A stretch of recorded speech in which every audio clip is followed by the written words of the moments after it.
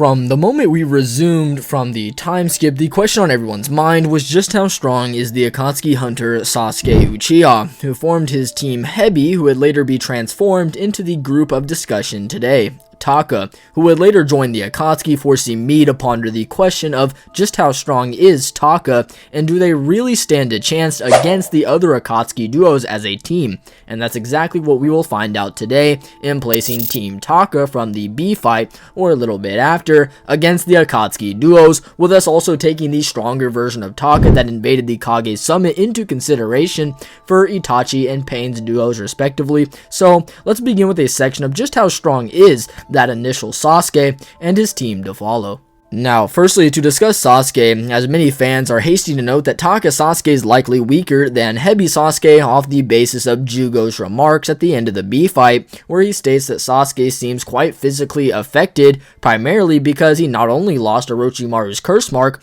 which did grant Sasuke an external chakra pool to draw upon, but he also simply never recovered fully from the Itachi fight, hence to Sasuke, whilst battling B, also never utilized multiple jutsu that he used in the Itachi fight, such as variants of Fire Style, where he would play a much more conservative role in regards to his chakra, using stuff he's already a master at, such as when he drops B with a base MS genjutsu, where B would be penetrated by feathers of a hawk, showing not only how Sasuke has changed whilst in Taka, but even more so that Sasuke has stronger genjutsu than the previous genjutsu he possessed in his 3 Tomoe Sharingan, like the demonic illusion shackling stakes that Itachi also used to paralyze Orochimaru. It's also important to note that while the curse mark did grant Sasuke chakra, it was also a staple within Hebi Sasuke's arsenal, with him being able to casually rely on partial transformations, whereas here, that aspect of his arsenal is totally ripped away, which is detrimental when coupling it with how Sasuke's chakra hasn't fully replenished since fighting Itachi. This is exactly what Jugo notes. So while I would agree that this Taka Sasuke would be somewhat physically hindered and weaker than Hebi Sasuke, it's certainly not to the degree it's made out to be, which is made evident by multiple pieces of media that imply growth from getting the MS, likely aiding his depleted state. The third data book makes a point to acknowledge that Sasuke is now consumed with anger after learning Itachi's truth, and that the nightmare that's haunted him from childhood is now ripening into a new power, if you will, which is heavily consistent with how the same data book states in regards to Sasuke's stats increasing over time, that, quote, Sasuke, the boy genius, continues to show improvement. Now that he has awakened his Mangekyo Sharingan, his numbers are bound to grow. End quote. This statement places an emphasis upon how Sasuke was a genius as a child, and while he did grow a lot through the time skip, he now has the MS, so his powers are truly destined for real growth in comparison to that. And for those who are unaware, Sasuke goes from being Chunin level to beyond several lower class Akatsuki members, along with potentially even Kakashi, the strongest Jonin himself in the Hidden Leaf. So then when there's an emphasis on how much more power he could get with the MS and how much he is gonna get, it's quite profound, and a way to gauge this would be through the Volume 45 back cover, which notes that both Naruto and Sasuke's powers are ever increasing, which is a reference to their recent amps once they are evolved to their utmost state. Naruto's amp would be Sage Mode, and Sasuke's amp would be the MS. However, as I'm sure you may point out, these two amps, while they may be similar in magnitude overall, are completely different in how they develop, where Naruto's boost is straightforward, where he then needs to acclimate to the increase after getting it, and Sasuke's power is slower over time, allowing for him to slowly acclimate as he gets stronger until both are masters of it, where in this volume gets heavily supported with how both Sasuke and Naruto at the end of the Kage Summit could see that the two would die if they were to fight, due to them being so close in power, where they could then clash and enter each other's minds in mid-clash. This is also why Hagoromo gives the two chakra in ways they both use to amplify themselves. Naruto through a Sage Mode boost, and Sasuke through an ocular progression. And once again, Sasuke is virtually equal to that Naruto once they are fully evolved. Anyway, I apologize for that if it seemed tangential, but as you may know, our benchmark for Taka Sasuke will be his Hebi Sasuke counterpart, so I simply wanted to lay out the likely possibility that while Sasuke is an inferior fighter to Hebi Sasuke in aspects like versatility and stamina, his stats aren't of a different level or anything like that, which can likely be why Base B and Sasuke can be shown comparable, where Sasuke is able to clash with him and jump around whilst actually flipping his blade to switch grips to press base B and land his kick, which is not only impressive but just further attestation to Sasuke's stamina, seeing as against both Deidara and Team 7, Sasuke would go to land for a blitz straight off start, just off judging their power based upon looks. Whereas here, Sasuke doesn't even engage the Sharingan, much less utilize abstract staple ninjutsu like the Great Dragon Fire technique or Chidori Senbon, but instead, he relies on simple taijutsu strikes and base movement with no Sharingan. So for the Sasuke we will be comparing today, I want you to note that he will be fully recovered from the Itachi fight and should have an edge over this Sasuke, potentially making him just a little closer to Hebi Sasuke as well, at least in base. Now, while this Sasuke does lose access to abilities like flight, he gains other things like his one-shot Amaterasu Blast, which is likely his best win con if he were to get pressed and, against the other members who typically fight alongside him, or if they were to go down. This is a really good win con, and Team Taka outside of just Sasuke are probably more impressive than you might think, and do allow for Sasuke to generally perform better in battles due to their chemistry and support, such as how once Sasuke gets pinned by B's blades, Suigetsu using the Executioner's blade intercepts B's fatal blow, saving Sasuke, allowing for Jugo to come behind B and absolutely smack the heck out of B, which was also likely aided by Karin and her sensing prowess, which is known to be even greater than ocular jutsu, which is quite telling, as it also allows for her to better analyze situations for the rest of the team to then have a better understanding as well, such as when Suigetsu hits B horizontally, slamming the ground, causing a sort of cloud of smoke to erupt, where Jugo actually thinks they killed B, but Karin stops him using her sensory and actually corrects him and notes that his chakra is still loud and clear, which could prevent bad plays. For example, if Sasuke or Jugo were to jump in that smoke thinking B was down, when in reality he would be just fine. So this can help. For this to aid someone like Jugo, Suigetsu's rival, who is much more brute, you could see how this could aid in certain plans of attack, like what happened in the summit against the version 1 Raikage, where Jugo would get slammed pretty hard and was nearly beaten, but he was able to form curse mark cannons around his body to completely blast the Raikage, and this could happen to one of Kakuzu's hearts, for example, if a similar situation were to occur. So for Taka, they offer really solid background support to Sasuke, who would be slightly greater than the one who fought B, who should likely just be under a base or Sharingan Hebi Sasuke, who is still perceived by Naruto to be his superior for the first half of Shippuden, showing just how strong this Sasuke is. And while some may point to this Taka Sasuke being called weaker than Sage Naruto by Zetsu, this would again fall under the umbrella of Sage Naruto being more comparable to the fully evolved MS Sasuke at the end of the summit. So yeah, Sasuke and more so Taka are actually quite underrated and probably look quite good coming into this battle. And yo, real quick, just before discussing the zombie duo, maybe consider subscribing if you like what you heard. Maybe this isn't your first time hearing me, but hey, back to the video. Following that with our first and my personal favorite duo of the Akatsuki, the zombie duo Kakuzu and Hidan. And I mean, I've been a Kakuzu apologist for a while, so let's not stop now, as he does stand kind of underrated since he was so overrated for so long, where people they tend to just forget his performance now against Kakashi and co, which could first be prefaced by the idea that Kakuzu's support amidst the fight was very similar to Kakashi's, where things were more counterproductive than actually helping them. Kakashi asked to save Ino and Choji frequently, whilst Kakuzu's partner Hidan is getting tricked into stabbing potentially Kakuzu's most viable heart, being his Earth Heart, which houses his Diamond Morph ability, which is actually really helpful for base Kakuzu, as he can harden his fist to increase his AP. And if Jugo, for example, were to pull their basic strategies of the Executioner's Blade and into the Curse Mark Punch, Kakuzu could then just harden his entire body to mitigate the majority of all that damage for him to to then focus on his ninjutsu mastery and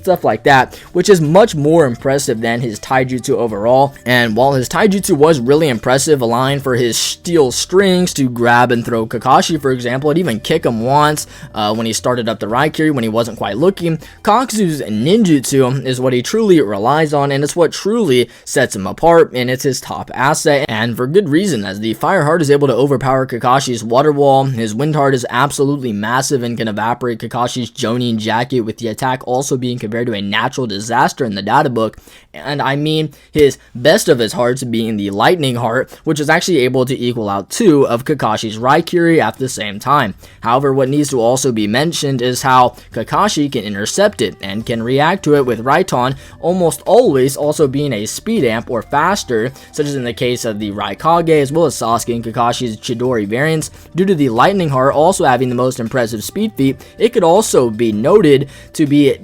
demonstrably faster than the other hearts. Even though Kakashi was still getting overpowered in some instances, he actually still can react to Kakuzu's fastest of attacks in the Lightning Heart, and even drawing it back to an even earlier point in the Fire style as well, showing how even if Kakuzu is the superior, Kakashi is still relative to him, and this would be the same Kakashi who deemed himself as close to Naruto's level, who is conceded by Kakashi to have surpassed him, or that he will surpass him soon, despite the same Naruto, who just after that encounter, he actually states that Sasuke is too strong and Naruto isn't strong enough to bring him back whilst he's sweating, which gets further emphasized once Naruto defeats Kakuzu, where he would still think that the Sasuke he encountered would have done better, and that he hadn't quite reached Sasuke's level by this point, which would be consistent with some of the databook's remarks anyway about this Sasuke, and how he has speed that takes away the breath of even the Akatsuki, and that he has the power exceeding the Akatsuki, which could also be translated to having the potential to surpass the Akatsuki, which is quite noteworthy and is likely in reference to the Akatsuki members that Team 7 each got granted, with Sasuke getting the strongest in Deidara. So he likely would also just be stronger than the others, and this should also apply to this Taka Sasuke as well, seeing as he should, still be comparable, at least to this base Sasuke or Sharingan Sasuke, as it's the curse mark that does set Hebi Sasuke apart, as Taka Sasuke only surpasses his curse mark variant just prior to battling the Raikage due to his hatred growing. Therefore, with the assistance of Taka, Sasuke, who would already scale physically above Kakuzu, there really shouldn't be much trouble, seeing as the other members could also then focus on Hidan, who albeit could react to the full two tails like Kakuzu, who also can catch her paw. It doesn't really matter, as Suigetsu can utilize his water style like Tate Eboshi, which is a defensive ability utilized by Suigetsu's hydrification plus large quantities of water, creating a very dense wall that could even uppercut the full 8 tails, the destructive superior to the 2 tails even amongst Kumo, as implied by their very own shinobi at the previous Jinchuriki's funeral. However, Suigetsu's Tate Eboshi is actually able to hit it, causing Gyuki to use a massive Biju bomb, which gets blasted straight through the Tate Eboshi, which some may just outright say it obliterated Suigetsu. End of story. There is more to it than that, seeing as Suigetsu is physically affected by it but manages to still recover, which is pretty impressive. So even with their Two Tails performances, and if you wanted to assert this hole here to be a Biju bomb used by Matatabi in their battle, it doesn't really matter, as Suigetsu alone still has better showings to couple with Jugo as well, who's a virtual equal to Suigetsu, with his large-scale blasts and attacks being able to overpower Hidan and then focus on Kakuzu's hearts, while Sasuke could take on the strongest Lightning Heart, using his very own lightning style attacks like Chidori Stream and Senbon to pierce straight through the masks. He could also then focus on base Kakuzu, which really shouldn't offer up much competition to him either. Therefore, all in all, Team Taka definitely should win against the zombie duo like 7 out of 10 times. Moving now beyond the zombie duo, we have the artistic duo of Sasori and Deidara, who are actually quite a bit stronger than the previous ones and should stand a very solid chance in combating Taka. But to firstly address their relation in power between the two, Deidara does state that Sasori is stronger than him to Kakashi and Naruto, although this is likely just a lie. And while I used to disagree with this argument, saying that in order for Deidara to want Kakashi to disengage, he needs to be doing this out of a feeling of self-preservation, for him to wanting an easier challenge, which just may not be the case if he's acting out of hand to draw more power out of Naruto, making the battle more difficult and making this contradictory if he was actually trying to disengage Kakashi. However, I kind of disagree with this argument now for a couple of reasons, which I've laid out before. The first of which being that Kakashi is just a hindrance to Deidara's style and strategy due to his Sharingan that Deidara does not want to face when coupled with Kakashi's reputation, with Deidara also just kind of provoking Naruto. It's just that Deidara wants Kurama to come out in full form, or at least a form where Deidara believes it could survive one of his C2 bombs, such as the one he used to bomb the Three Tails and Flip Turtle Island, or even a C3 bomb, which is the pinnacle of all explosions, meaning that it would just evaporate base Naruto, or really enter any, lower form of Naruto at all, forcing Kurama to emerge somewhere else. Therefore, Deidara fails. You could also just chop this up to say that Deidara isn't caring about his own self-well-being, and is just taking pride in how he captured Gaara, and just didn't care about what power Naruto could get due to him being confident in taking him down no matter what, which would also be supported as he would be confident in bringing in the Nine Tails while revived by Kabuto much later in the war. A way to support this would be by noting that Gaara, who by virtue of being Kazekage, would be above Chiyo, and then hits Sasori, making Deidara also just stronger via feats, and this leaves just one main anomaly that can kind of be easily argued around and better explained without conceding that Sasori is just stronger than Deidara, seeing as this very same Sasori was able to do battle with Sakura and Chiyo, which is actually pretty impressive through, the narrative of Sakura being the student and second only to Tsunade lore through their training throughout the time skip. However, the downfall would be how base Hebi Sasuke is able to perception blitz Sakura in the aforementioned encounter from earlier without even making any facial expressions at all to indicate him either going all out or being strained at all, which he does make in fights against both Deidara and Itachi. Coupling this with how the paneling of the scene demonstrates Sasuke's standing above the others, symbolizing his superiority through a shonen narrative, I think it's also quite clear just how much stronger Hebi Sasuke would be compared to Sasori, who would likely fall into a similar category from earlier as Kakuzu being another of the Team 7 members Akatsuki matchup that Sasuke could just scale above. Whereas Deidara is able to react to a more serious Sasuke long after he absorbed Orochimaru from a substantial distance, and while many people, including myself at one point, have noted that Sasuke, in covering a much greater distance compared to that of when Deidara actually jumps, should have virtually blitzed Deidara here in raw combat speed, but what most people omit would be how Deidara actually dives far back onto the tree, covering a much greater distance in that time frame than what Sasuke did in his blitz attempt, which could be due to Deidara allocating chakra to his feet in preparation for his jump while Sasuke was moving, which would be consistent with how Deidara in the early portion of the fight is kind of sizing up Sasuke anyway. The only other real explanation is that Sasuke would have blitzed in that first half, and Deidara only perceived him once he notes that Sasuke is quick, meaning that while Sasuke was already full halt and drawing his sword to swing, Deidara can then dive and fly onto the tree, making this feat also quite solid for Deidara, and at worst, it just falls neutral to both parties. Then, Toby makes note that Sasuke's body flicker makes him too fast, granting us one of two interpretations. The first is A, Toby genuinely thinks that Sasuke, through body flicker, is faster than Deidara based on what he's seen, and Deidara doesn't disagree, so he doesn't respond. Or B, Deidara doesn't respond as it doesn't matter due to his style of left-hand tiger explosions being a counter to that speed, which is primarily useful in covering large distances, which once Sasuke does later. Deidara notes that he's too quick, likely talking about his body flicker once again, although here Deidara still tries to size up Sasuke by tossing out roughly 20 C1 bombs to then which Sasuke utilizes the Chidori Senbon, which is implied in the third data book to be faster than the other variants of Chidori. Deidara then momentarily focuses on Toby, who's down and has the bomb surrounding him, likely making Deidara hesitate for his detonation. He then realizes Sasuke is fully behind him, and after taking his focus off Toby, and Sasuke was about to swing, where Deidara then draws up his left arm to toss the clay out, where he can also move his head in response to Sasuke's combat speed really close. The bomb explodes, and Deidara comes out first and fine, but appears with a slice to his cloak on his left shoulder, although Sasuke's sword position would have required a downward slice, and the front side of Deidara's shoulder would have, having been cut, would mean that there was more combat speed relativity for that to happen. There was more reactions in that time frame than what we kind of got led on to know. Now, as I'm sure some of you are saying to yourself, yeah, Virtue, this is all well and good, we get it, they're relative and whatnot, Deidara isn't inferior, but what's the point of this strenuous explanation? Well, much later in the fight, after using several of their key abilities, which we can come back to in Deidara's case, Sasuke, after escaping the encapsulated C4, is looking to the left at Deidara as he's flying out in the wrong direction, meaning that he's using a flight propulsion to then reach Deidara as fast as possible, where he then activates the Chidori to then increase his speed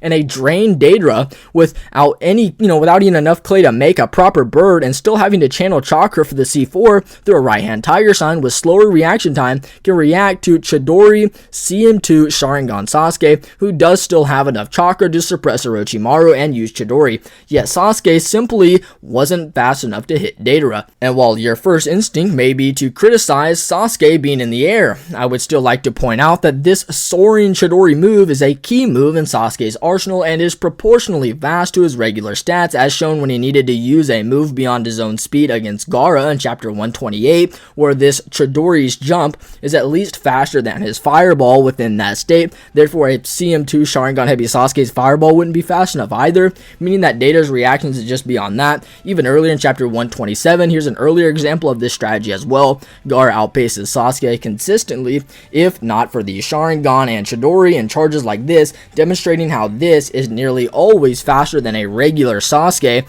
Again, it's consistent for their speed not to drop for Sasuke, using this move as shown in chapter 389, as shown against Itachi when trying to capitalize quickly on his previous successful attack of the Rig Shuriken. He even uses another pseudo version of this against Obito later. So while I wouldn't ever say that Deidara is faster than a Sharingan Chidori CM2 Hebi Sasuke, I want to preface that when reanalyzing the fight under this notion, you'll notice that if you really think about that initial section more and couple this feat with a few more supplementary details to support this relativity of just CM2 Sasuke, it actually becomes really consistent, such as when Deidara is able to perceive and react to CM2 Sasuke pulling the strings for the shuriken behind him, to where he could react via moving his giant bird, which is actually in flight speed, which is generally faster than his typical speed, just following that once the dragon falls, and just before the dragon touches the ground, Deidara and CM2 Sasuke react relatively through Deidara catching a foothold and kicking one of the shuriken to then somehow remove the other shuriken in his other arm to then toss off the cloak, while Sasuke weaves signs for bodily snakes to then save himself. Deidara in all of that time also had to summon this bird here through hand movements that would have been made more difficult due to the injuries to his arms from the shuriken that even made his right hand cough out blood, which is kind of funny, showing once again that they would have been moving comparably here. Therefore, in conclusion, while there is evidence, more evidence for this, and while I would like to revisit a whole fight analysis, if you guys are interested, Sasuke whilst in CM2 is either very relative to or just slightly superior to Deidara in movement speed, which is aided by his Sharingan, and it's still not enough to assert that Deidara isn't relative to him, and he very much is relative through his own methods, such as his firing bombs out as distractions, or just utilizing his flight speed, which is generally faster than even his bomb's explosive velocities, as shown against Akatsuki, which actually could who could actually erect his mud golem in response to Deidara's speedy bird, or whatever you want to call it, but he could barely even perceive Deidara, who was moving on par with an Oniki, who's noted to be even faster than he was in his prime, which is consistent. I mean, think about it. Deidara gets much stronger whilst joining the Akatsuki and honing his abilities and capturing Bijou, yet Oniki is perplexed that this, 5 Kage Summit Sasuke, who has gotten 2 large amps since surpassing his CM2 full power state and survived a fight with the Raikage, ever beat Deidara, and this shock does make more sense once considering my argument prior. I also want to state that on the note of these speed birds from earlier that were able to actually blitz around Gaara's sand on top of Deidara's ego and style and nature disadvantages, the hand he uses to make the speed birds, as shown in his, in the war, to be his, less preferred right hand, gets his tongue chopped off by Sasuke's foot, making that ability unavailable. So yeah, Deidara is comparable to a CM2 Sasuke generally speaking, and yeah, apologies for that longer point, but I definitely needed to cover it, seeing as in this video, Deidara nor Itachi will care or change their fighting styles based upon who Sasuke is, because that would obviously be unfair. So here, this Deidara being CM2 level is a level that is only really surpassed by Sasuke in the beginning of the summit while slaying the samurai, and it's actually pretty telling, as this means that Deidara will have a very large stat advantage on this Sasuke, who now has lost the ability to fly. And since we're getting rid of Deidara's jabroni numbskull tendencies, he shouldn't be just skipping over bombs like C3 to impress Sasuke and himself. And whilst maybe Suigetsu could survive a C3 just due to his nature of liquefying again, especially with the Tate Eboshi, Sasuke, Jugo, and Karin simply can't. And it's not like C4 is off the table either, as this is still what's stated in the volume 40 opening summary that actually highlights that although Sasuke in the last moment gained the upper hand due to the Sharingan, the C4 will be the deciding factor for the battle's outcome. The C4 can be formed really quickly, such as against Oniki when it's applied to be relative to particle style, or even when Deidara uses it against Sasuke after trapping him in a clay clone, which is actually really OP as a hidden jutsu, which Deidara only ever really used to its half potential because, again, he wanted to show off and beat Sasuke in an impressive fashion when he could have just placed the detonation chakra inside of the clone and blew him up point blank, which could happen here as well. And very much so, with Sasori also just being very good support for Deidara as well. Although I don't think Sasori is as strong as Deidara, he should still be quite strong, as he is noted to have taken down a country alone. So which Deidara can also do with his C3 as stated in the Naruto canon birthday articles. But anyway, and his 100 puppets still also just remain really relevant, and just allowing Deidara to time and set up some of his plans for Sasori himself to then utilize his 100 puppets to hold them off, to even imply that he even progresses to this in level might even be a bit much. Like the third Kazekage puppet might even be enough if you account for how deadly the poison can get, with how it can instantly paralyze and drop dead characters like Kankuro, who are generally relative to the other Kage aides like Darui, who do battle relatively with Suigetsu much later and what have you. If you also account for the game, Sasori can also coat Deidara's C2 dragon in iron sand, which is obviously disgusting. Couple that with its guided missiles, and they're likely similar level of chemistry. I would just have to give the artistic duo the win over this team Taka 7 out of 10 times, with their only real win being if Sasori and Deidara are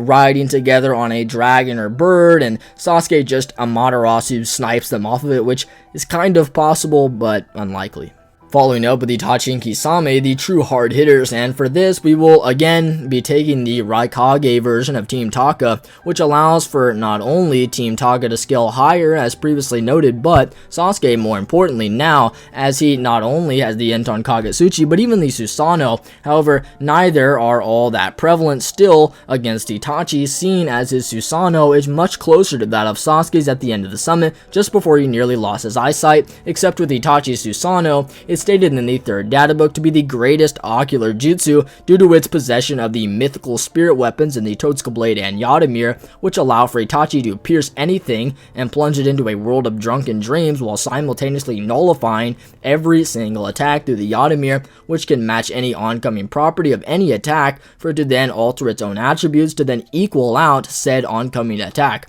forcing the data book to state that, quote, even in the face of a god's power, all attacks, whether from a material or astral body, ninjutsu or physical, lose their meaning, end quote. This god rhetoric could also be a reference to pain, which doesn't really contradict much, considering that with it being the greatest ocular ability, it would be also above any ability shown prior to chapter 402 of the ocular ones, which includes both Kamui, the animal pass summons, the absorption ability, bazooka missile, even Itachi's other MS abilities, including the impossible to dodge, strongest physical attack in the Amaterasu, and the strongest genjutsu in the Tsukiyomi. This hype for Itachi and likewise his Susanoo doesn't actually stop at chapter 402 though, and goes even further, at least to chapter 456, which is the 10th year anniversary of the manga and coverage of the second fan book, which actually has images beyond chapter 456, including Sasuke's skeletal Susanoo, meaning that it may even cover it further. But I digress. In the second fan book, in discussing Itachi Susanoo, it states, quote, the fierce appearance of God, as if announcing the end of the battle has captured the hearts of many readers. The absolute ultimate defense. And in calling it the absolute ultimate defense, it's just kind of impressive, as you would guess. Although my point here would be that the Susanoo is the greatest ocular ability until the Kage Summit, where then much later in the war, after Sasuke has been adapting to his EMS, Kabuto calls the Enton the greatest offensive ocular ability, despite him wielding the Rinnegan for an entire fight and even witnessing Madara's Tengai Shinsei. It's almost as if he's passing the torch from Itachi, holding the greatest ocular ability, to then Sasuke holding it, which is actually heavily supported, as it states that, Sasuke only really surpasses Itachi whilst in EMS, according to the Ford Data Book, which is consistent with how even after going far beyond the Raikage fight and gaining a chakra restoration by Zetsu and a hatred amp that was so vast that Sasuke is nearly unrecognizable, Danzo still taunts Sasuke for being inferior to Itachi, stating that their genjutsus are of a night and day difference, but once in the Kabuto fight, they can then equal out each other's genjutsu. All this to note that Itachi is certainly above a peak Kage Summit Sasuke, and I mean Itachi should scale above his Edo Tensei, and I don't think that should be super controversial whatsoever if you watch my Itachi video, which, to briefly reiterate, Itachi was simply reanimated at a place prior to the fight with Sasuke when he was deathly sick and blind, where he was then once brought back. He was actually in a much better and normative condition, seeing as well he's not blind, coughing up blood, and having a heart attack mid-battle, despite having been shown to have some blood during his Amaterasu attack. However, the common counter to this would be baseless skepticism, because Itachi has too good of feats, bro. It's just like, well, Itachi never actually went all out in any fight, and whilst alive, but he has the lore through Obito and whatnot to support such a level, except he just never needed to show it. And there's no reason for Edo Itachi to not be a version of a live Itachi, seeing as every single Edo Tensei ever, except for Madara, who was worked on by Kabuto and stated explicitly to have been such, is a version of their alive states, regardless of what needs to be replicated by the Edo Tensei. Hiruzen's Edo Tensei body copies the amount of dead pigment cells on his face to maintain his old man beard, with it also copying the exact amount of wrinkles he had during a Orochimaru battle. Nagato's Edo Tensei body also fully copied his real bodily form whilst alive, where he couldn't even walk, so with the Rinnegan being hypothesized by Kabuto to be actually the higher evolution of the Sharingan, there quite literally is not a single reason at all, and it would in fact be stupid if Kabuto heals up Itachi's body to a state beyond that of what he had whilst alive, and not Nagato's body, who was so damaged that he couldn't even walk, supplementing this with the fact that Kabuto believes Itachi had the tracking ability when Itachi states, no, that was Nagato. So it's like Kabuto isn't even remotely aware of Itachi's more minute arsenal, and certainly isn't aware in the sense that he fully changed his body due to him recovering it at the end of the Sasuke fight, or if Itachi was always sick throughout, whilst alive. So yeah, as that would simply contradict not only Kabuto, but the entire fundamental replicative aspect of the Edo Tensei, and it just simply has no basis for the idea, and if you want more in-depth discussions and points as to this, Itachi maybe being a less experienced one than the one during the Sasuke fight based on a few different plays he uses, then again, check my Itachi video, but the reason I'm bringing this up is because, well, it shows that Itachi can scale to a character like KCM1 Naruto whilst alive, and the version of B who's relative to that Naruto, surprising him with Phoenix Flowers and whipping around his 8-sword style, but it shows that Itachi is closer to the higher evolved version of Naruto than the one Sasuke was equal to in the summit, and he's more comparable to the one that Sasuke would be relative to, giving even more consistency to Itachi being just beyond peak Kage Summit Sasuke. And I mean, bro, this Sasuke was relying on the same Obito, who did see Itachi as a rival and even acknowledges that he wasn't so far above Itachi to the point where it's a 10 out of 10 stomp, and that Itachi indeed could have killed him if he knew more. Sasuke now in this fight loses most of his advantages, as Itachi has simply the upgraded versions of them, plus a much higher level in stats for him to actually be able to beat up Sasuke, whose best bets in these battles are utilizing his superior speed, and if not that, then utilizing his Susanoo to protect himself. And while yes, Itachi has heavily destructive abilities like the Yasuke beads, he could just use the Totsuka blade and then stab straight through the Susanoo using its weightless and ethereal properties to then seal Sasuke. meaning that Sasuke's only real hope would be what his team could do to aid him, which just isn't really much, as Kisame is also just a monster, although I want to point out that I've heard Taka was formed to beat Kisame, which could be true since they are meant to, prevent interference, and Kisame is obviously the main person who would interfere, but this isn't a direct measure to say that Kisame would lose to them, and I mean, if you take the anime interpretation, then Kisame does battle Suigetsu briefly before the Itachi and Sasuke fight, although